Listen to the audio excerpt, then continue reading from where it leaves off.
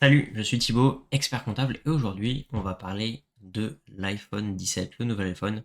Entre autres, comme tu as dû le voir, il vient de sortir. Alors après, tu t'en doutes un peu au niveau du titre de la vidéo, on va pas parler de l'iPhone en soi, mais plutôt de toi en tant qu'entrepreneur, si tu veux acheter le nouveau pour te faire plaisir ou simplement améliorer ta qualité pour travailler, eh bien, comment tu vas pouvoir le faire? Si tu cherches pas à optimiser tes achats en général, tu vas voir que la plupart des choses te coûtent beaucoup plus cher que tu ne le crois.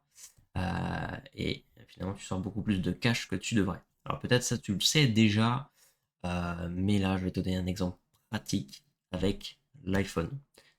Par exemple, si tu l'achètes à titre perso, bah, ça va probablement te coûter aux alentours de 3 000 € en coût total de chiffre d'affaires pour ta société. Alors que si tu l'achètes directement avec ta société, eh bien, ça va te coûter deux fois moins. Donc là, on est sur le site de l'iPhone 17. Voilà, Apple. Là qu'on voit, voilà, nouvel iPhone. Et là, on voit bien, voilà, on va prendre l'exemple de l'iPhone Pro, euh, qui est à 1 329 € pour commencer. Donc voilà, il est là, je l'ai pris. Hop, et on va faire d'abord, eh bien, le calcul, si tu l'achètes à titre perso. Donc 1 329 €, et bien en fait c'est quoi? Donc 1 329 €, tu vas l'acheter à ce prix-là. TTC, bon déjà tu déduis pas la TVA, donc tu vas l'acheter plein pot. Et puis ensuite cet argent-là, eh bien il vient d'où? Toi, en tant qu'entrepreneur, eh bien tu génères de l'argent via ta société. Et tu ne peux pas te verser de l'argent comme ça n'importe comment. En fonction de ta forme juridique, eh bien tu as un passage de charge pour ta société qui te paye une rémunération. Et ta rémunération là-dessus, il y a des charges, bien évidemment, il y a également l'impôt sur le revenu. Donc, si tu es en SAS, en SASU, en fonction si tu es tout seul ou pas, et bien là-dessus, tu vas avoir quand même des charges assez importantes. Et tu vas avoir la notion de brut et de net. Salaire brut, salaire net. Et donc, pour arriver à obtenir un salaire net de 1 329, ça va te coûter voilà, environ 1,8 fois le coût net le montant de ta rémunération nette, ça fera à peu près 2 392 € euh, pour le coût de ta société. Donc c'est assez énorme. On est presque sur du x2 effectivement. Et sur les SRS-EURL, là il y a un petit peu moins. Là tu es sur le régime TNS indépendant, alors qu'en SASU, bien, tu es président, assimilé, salarié. Donc là, en SARL, en URL, il y a environ 42% de charge, ce qui fait 558 € d'URSSAF contre 1000 € en SAS. Et donc là, on est un coût plutôt à 1887. Alors au-delà de ça, il faut compter l'impôt sur le revenu. Et là, ça va dépendre en fait de ton taux d'imposition au niveau du barème progressif. Tu peux être à 11%, à 30%. Voilà. Là, ça peut quand même varier pas mal aussi.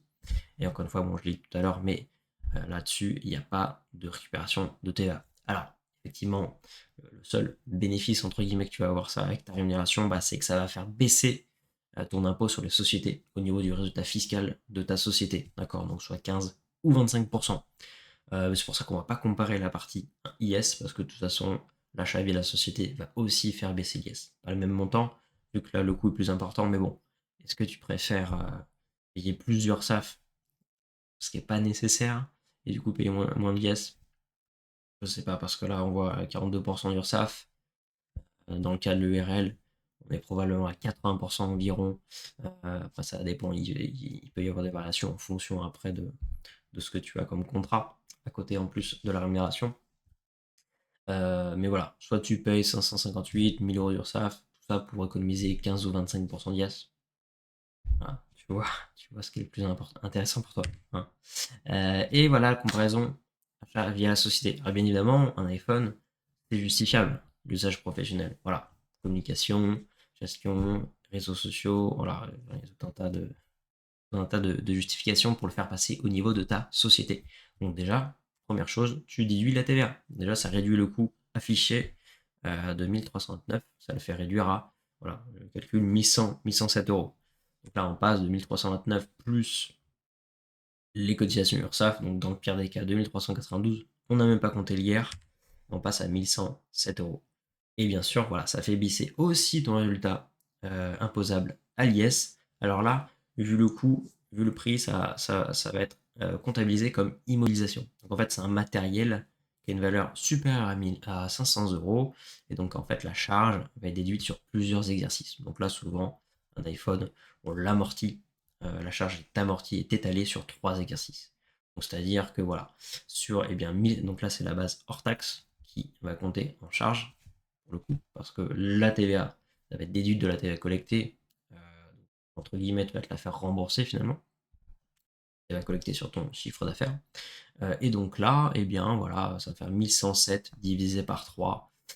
Ça fait à peu près 350 euros, hein, 350 euros un peu plus, 360 par exercice d'IS en moins au niveau, enfin de résultat en moins, excuse-moi, au niveau du calcul de ton résultat. Mais voilà, même sans compter l'IS, là on a facile un coût divisé par 2 quand on compte les charges sociales plus l'IR.